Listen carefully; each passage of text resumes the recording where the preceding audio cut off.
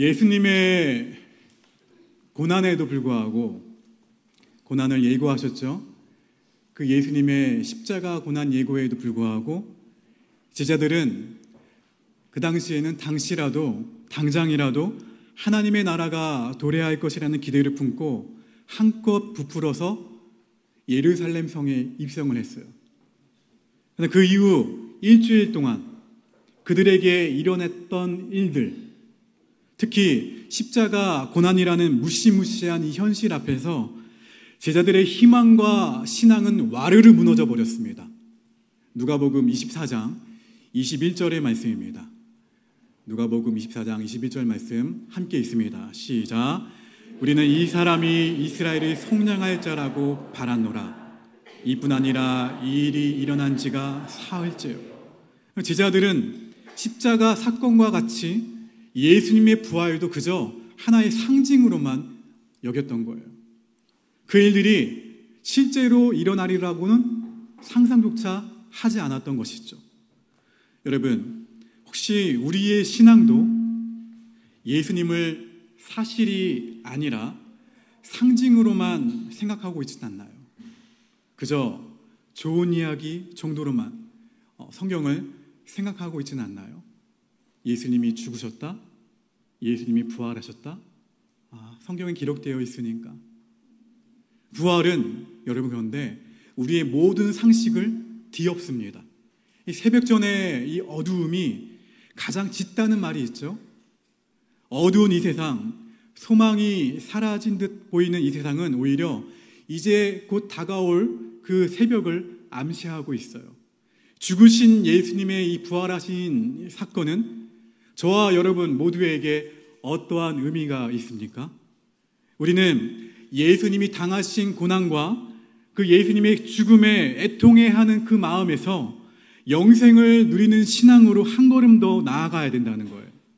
이 부활의 참된 의미를 깨닫지 못하는 우리를 오늘 본문은 부활의 능력으로 우리를 초대해 승리의 삶을 살 수 있도록 인도해 주고 있습니다. 오늘 본문에 등장하고 있는 여인들은 정말 용감했어요. 용감한 여인들이에요. 예수님이 잡히시고 죽임당하시는 데에는 하루밖에 걸리지 않았습니다. 예수님은 체포당하신 후에 이리저리 끌려다니시면서 재판을 받으셨어요. 병사들에게는 조롱을 당하시고 채찍에 맞으시고 십자가를 결국엔 지셨죠. 이 모든 것이 목요일 심야부터 금요일 오전 9시 사이에 일어났으니까 얼마나 유대 지도자들이 조직적이고 계획적으로 예수님을 죽음으로 몰아갔는지 우리가 알 수가 있어요. 그 죽음의 불길은 순식간적으로 번져갔고 그 때문에 죽음의 위협을 느낀 제자들도 결국에는 흩어져 버렸습니다. 예수님 곁에 있지 않았어요. 단 한 명도.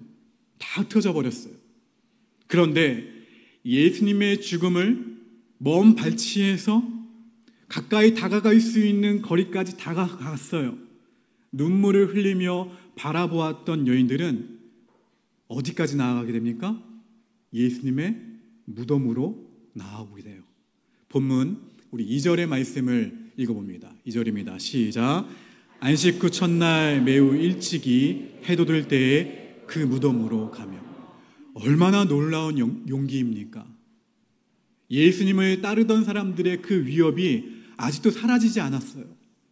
예수님이 십자가에 죽으셨다고 하더라도 끝나지는 않았을 분위기예요. 저 사람이 예수님을 따른다고 잡혀가요. 죽임을 당할 수도 있었어요. 그럼에도 불구하고 여인들은 주저없이 예수님의 무덤으로 나아갔다는 거예요. 이 죽음의 위협 앞가운데에서도 용기 있게 예수님의 무덤 가운데 나아갈 수 있었던 이유가 있습니다. 여인들이 어떻게 나갔을까요? 따라할까요? 예수님에 대한 사랑 때문에. 이거예요. 예수님을 너무 사랑해서 용기 있게 죽음의 위협 가운데에서도 무덤 가운데 나아갔던 거예요. 여인들의 손에는 무엇이 들려 있었냐면 오늘 본문을 보시게 되면 1절입니다. 향품이 들려 있었어요. 자, 읽어봅니다. 시작.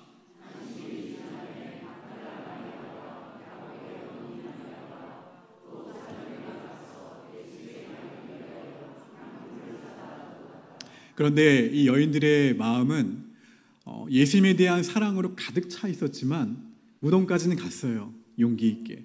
그런데 누구를 만날 수 없었어요? 예수님을 만날 수가 없었어요. 예수님을 만나지 못한 이들의 마음 가운데는 염려만 가득합니다. 오늘 본문을 쭉 보시면 용기 있게 예수님의 사랑 가운데 무덤 가운데 나아갔지만 결국에는 염려가 엄습해와요. 누구를 만나지 못했기 때문에, 예수님을 만나지 못했기 때문에 염려가 와요. 본문 3절입니다. 읽어봅니다. 시작.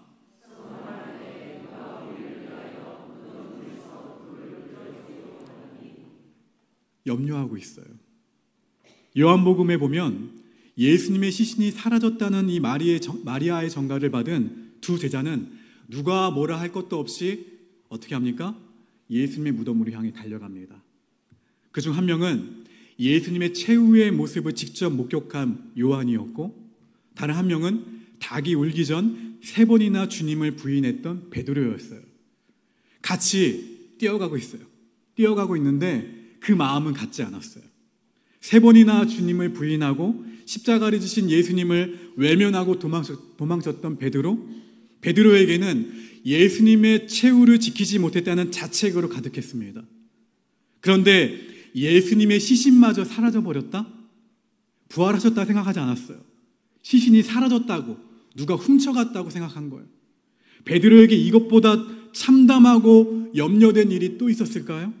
여러분, 예수님은 예수님의 부활, 당신의 부활에 대해서 이미 십자가 그 지시기 전에 이미 말씀하셨어요. 우리 가이사랴 빌립보에서도 이렇게 말씀하셨죠? 마태복음 16장 21절 말씀 천천히 읽어봅니다. 시작.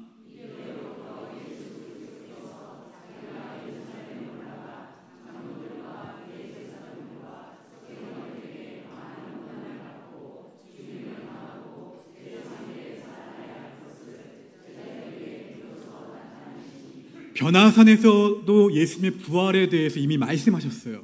마가복음 9장 9절의 말씀입니다. 마가복음 9장 9절 시작.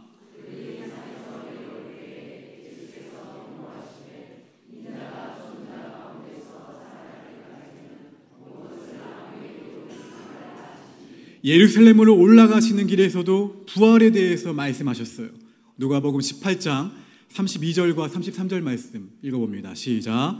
인자가 이방인들에게 넘겨져 희롱을 당하고 능욕을 당하고 침뱉음을 당하겠으며 그들은 채찍질하고 그를 죽일 것이나 그는 3일 만에 살아나리라 하시되. 그러나 이 이야기를 이미 들었던 제자들은 깨닫지 못했어요.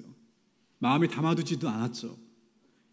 감정뿐인 신앙으로는 예수님의 부활하신 사건의 참된 의미를 깨달을 수가 없다는 거예요. 마가복음 본문 7절입니다. 시작. 가서 그의 제자들과 베드로에게 이르기를 예수께서 너희보다 먼저 갈릴리로 가시나니 전에 너희에게 말씀하신 대로 너희가 거기서 배우리라 하라 하는지라.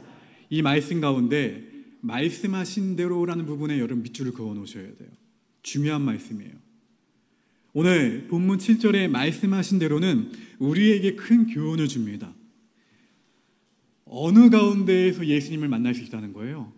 말씀 속에서 예수님을 만날 수 있다는 거예요. 할렐루야. 다시 오실 예수님을 우리는 기다리고 있습니다. 그 예수님을 기쁨으로 맞이할 준비를 하고 계십니까?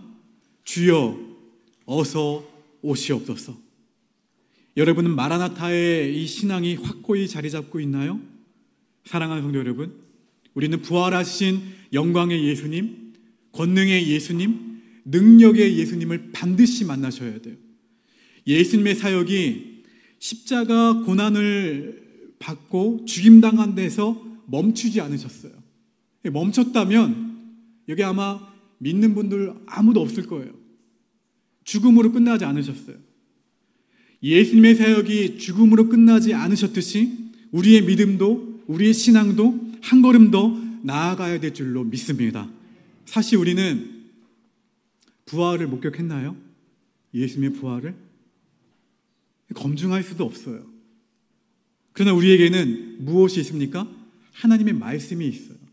하나님의 말씀은 우리가 눈으로 보지 못하는 부활하신 예수님을 만나게 합니다. 요한복음에서도 베드로가 확인한 무덤에는 세마포와 머리수건만 남겨져 있었어요. 누군가 침입한 흔적은 보이지 않았죠. 뒤따라 들어온 요한은 빈 무덤을 보고서야 믿었다고 기록되어 있어요. 요한복음 20장 8절의 말씀입니다. 읽어봅니다. 시작.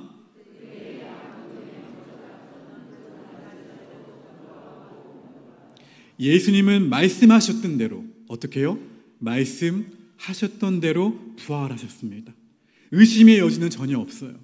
순간 요한에게 하나님의 창조의 능력에 대한 주체할 수 없는 기쁨이 솟아올랐어요. 여러분, 이처럼 예수님의 부활은 세상의 모든 일들을 전복시키는 일들이에요. 어느 누구나 세상에 태어납니다. 예수님도 태어나셨죠. 그러나 누구나 부활하지는 못합니다. 나사로는 다시 살아났으나 그의 머리수건을 끌어줄 누군가가 필요했어요.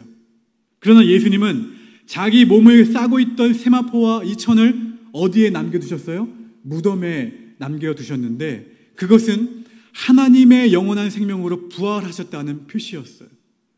예수님의 이 부활 앞에서 모든 제자들의 믿음이 동등하지 않다는 것을 우리는 너무나도 잘 알고 있습니다. 심지어 그들 중 일부는 부활하신 예수님을 보고도 예수님의 완전하신 부활을 의심했어요. 누가복음 24장 38절 함께 있습니다. 시작.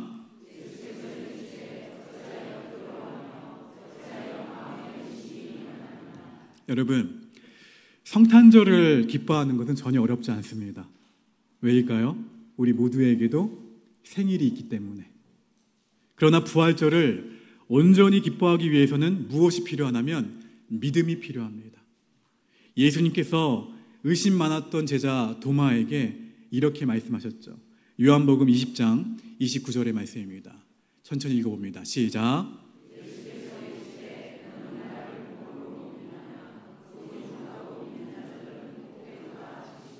이렇게 말씀하신 이유가 바로 이거예요. 우리의 믿음은 과연 이 부활 신앙에서 출발하고 있나요? 우리는 예수님의 부활을 정확하게 그리고 온전하게 믿고 있습니까? 부활절은 영생의 소망을 주시는 권능의 왕, 가장 높으신 이름 예수, 부활하신 예수님을 만나는 날이 부활절이에요. 우리 앞에도 우리를 염려케 하는 많은 일들이 있습니다. 현실이 있다는 거예요. 김찬희자는 기도하셨던 내용들처럼 산적한 어려움들이 있어요. 우리가 무덤까지는 오긴 왔는데 저 문 앞을 막고 있는 돌문을 누가 옮겨주지? 우리 힘은 도저히 안 될 텐데 큰 돌문과 같은 문제들도 있다는 거예요. 이미 예수님이 들려주신 부활에 관한 말씀이 여전히 많은데도 불구하고 우리는 그 말씀들을 생각해내지 못해 현실 앞에 주저앉아 버린다는 거예요. 예수님의 부활, 영생, 재림, 심판을 믿지 않으면 삶의 문제에 집착하게 돼요. 삶의 문제에 두려움을 느낄 수밖에 없어요. 사랑하는 성도 여러분, 부활 신앙을 굳건하게 붙들고 새 힘을 얻게 되기를 주님의 이름으로 축원합니다.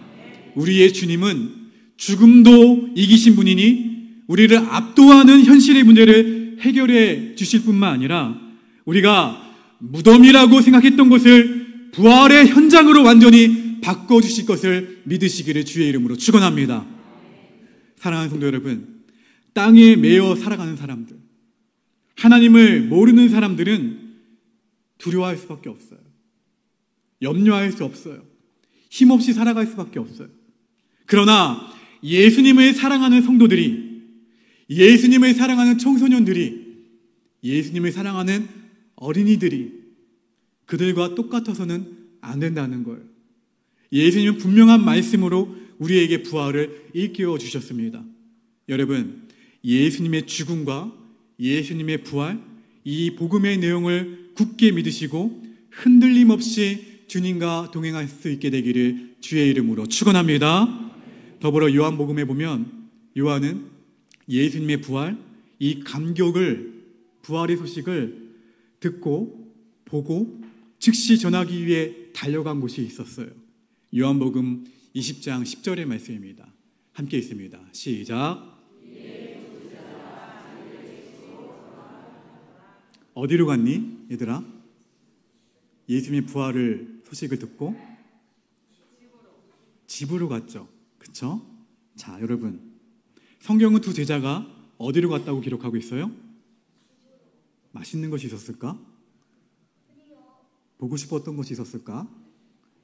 십자가 아래의 사건을 기억한다면 요한은 예수님의 모친인 마리아에게 이 기쁜 소식을 전하기 위해서 달려간 것 같아요. 집으로. 긴 어둠이 어떻게 됐어요? 물러가고 마침내 창조의 빛이 따스하게 비쳤습니다. 제자들이 기쁜 소식을 접한 뒤에 가장 먼저 한 행동은 따라합시다. 전하는 것. 그거예요. 그 벅찬 기쁨을 전하지 않고는 견딜 수가 없어서 달려간 거예요. 집으로. 그다음에 오늘 우리는 이 기쁜 소식을 누구에게 전하고 있나요? 다가오는 주차장의 놀이동산 누구에게 전할 거야? 너희만 놀 거야? 친구들에게 전해야지. 예수님 부활의 이 기쁜 소식을 전하기 위해 내가 달려가야 할 사람은 과연 누구인가요? 그래서 오늘 우리가 지금 이 시간 태신자 작정을 하려고 합니다. 우리 태신자 작정서를 한번 꺼내볼까요? 아이들에게도 한번 주시죠. 아이들에게 주시면 아이들이 돌아오는 주일에 누구를 초청해 올지 같이 적어봐도 좋을 것 같아요. 펜이 없으신 분은 손을 들어서 표시해 주시면 펜을 가져다 드리겠습니다. 태신자 작정서 꺼내보시고 아마 2층에도 올라가셔야 될 것 같아요. 2층에도 없으실 것 같아요. 하나는 개인 보관용입니다. 양쪽에 다 적으셔야 돼요. 하나는 교회 제출용이에요. 양쪽을 다 적으신 다음에 접으신 후에 나가실 때에 전은진 사모에게 제가 인편으로 전달해달라고 광고를 냈어요. 이유는 지금 이 시간에 여러분 소중하게 적고 계시니까 소중하게 받기 위해서 인편을 받기 위함입니다. 제가 저에게 잘 전달해 주시면 제가 6개월 동안 잘 가슴에 품고 기도하며 새벽마다 함께 기도하도록 하겠습니다. 그래서 보관용은 여러분 성경책에 넣으셔서 같이 기도하시고, 제출용은 제가 받아서 6개월 동안 함께 중보할 수 있도록 협력해 주세요. 내가 지금 적고 있는 영혼이 주님을 꼭 만나야 될 영혼들입니다. 나만 부활의 영광을 누리지 않게 하시고 내 주변에 사망길로 가고 있는 그 영혼도 나와 함께 이 부활의 축복을 누리게 하여 주시옵소서. 그런 마음 담아서 지금 기록해 주시면 감사하겠습니다. 제가 지금부터 1분 정도 시간을 드리겠습니다.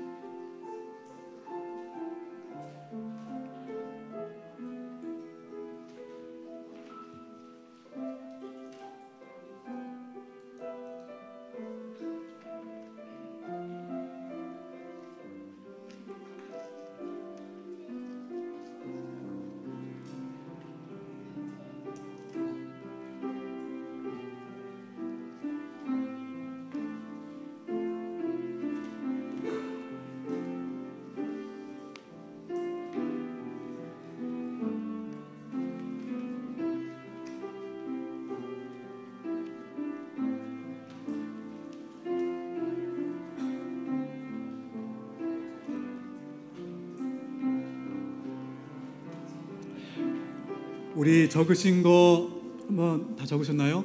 저처럼 적으신 거 가슴에 한번 이렇게 콕 안아볼까요? 우리 친구들도 다 적으면 가슴에 한번 안아볼까요? 다 안으시면 제가 진행하겠습니다. 다 적으신 줄 알고 가슴에 한번 안고 계세요.